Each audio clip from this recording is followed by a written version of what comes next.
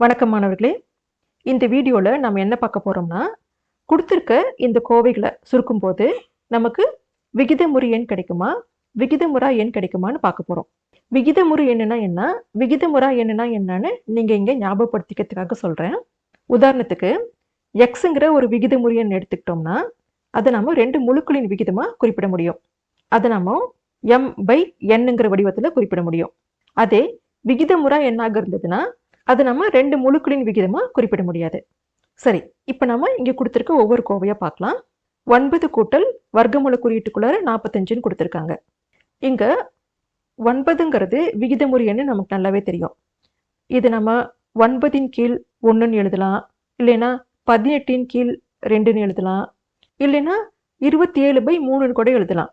இது நம்ம 2 முழுக்களின் விகிதமா தெளிவா குறிப்பிட முடியும். ஆனா வர்க்கமூல குறியீட்டுக்குள்ளார இருக்க இந்த 45 அந்த மாதிரி குறிப்பிட முடியுமா? கொஞ்சம் யோசிச்சு பாருங்க. ஸ்கொயர் ரூட் ஆஃப் 45ங்கிறத எப்படி எழுதலாம்? வர்க்கமூல குறியீட்டுக்குள்ளார 9 பெருக்கல் 5ன்னு எழுதலாமா? இத வர்க்கமூலம் 9 பெருக்கல் வர்க்கமூலம் 5ன்னு எழுதலாமா? இது ரெண்டும் சமம் தான். இப்போ 9க்கு வர்க்கமூலம் எடுத்தா 3ன்னு கிடைக்கும்.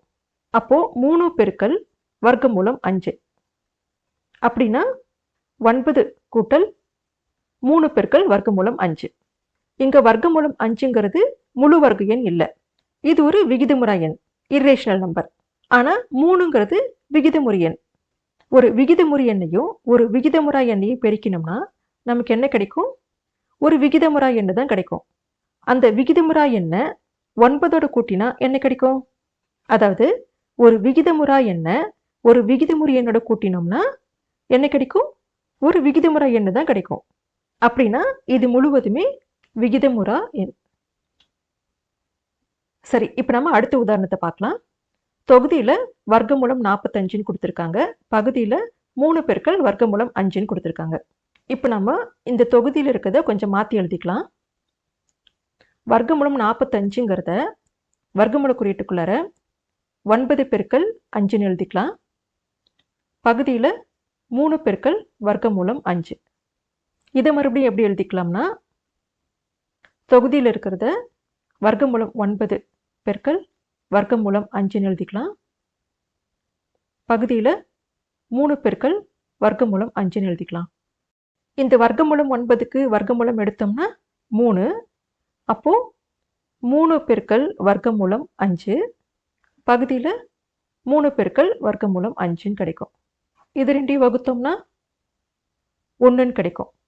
இது நம்ம 1ன் கீழ் 1ன்னு எழுதலாம். 1ங்கிறது விகிதமுறு எண். இது நமக்கு நல்ல தெளிவா தெரியும். இது நம்ம எப்படிலாம் எழுதலாம்? 1ன் கீழ் 1ன்னு எழுதலாம். 2ன் கீழ் 2ன்னு எழுதலாம். 3ன் கீழ் 3ன்னு எழுதலாம். அதாவது ஒரு முழுவை அதே முழுவால வகுத்தோம்னா நமக்கு 1ன்னு கிடைக்கும். அப்படின்னா இந்த கோவை விகிதமுறு எண். சரி, இப்போ நம்ம அடுத்த உதாரணத்தை பார்க்கலாம். 3 பெருக்கல் வர்க்கமூலம் 9. வர்க்கமூலம் 9க்கு வர்க்கமூலம் எடுத்தா என்ன கிடைக்கும்? 3ன்னு கிடைக்கும். அப்போ 3 பெருக்கல் 3 சமம் 9. 9ங்கிறது விகிதமுறு எண். இது நமக்கு நல்லாவே தெரியும். இது இங்க நம்ம ஏற்கனவே பார்த்தோம்.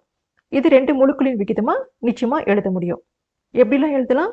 9ன் கீழ் 1, 27ன் கீழ் 3, 45ன் கீழ் 5 இந்த மாதிரி வெவ்வேறு வழிகளில் எழுத முடியும்.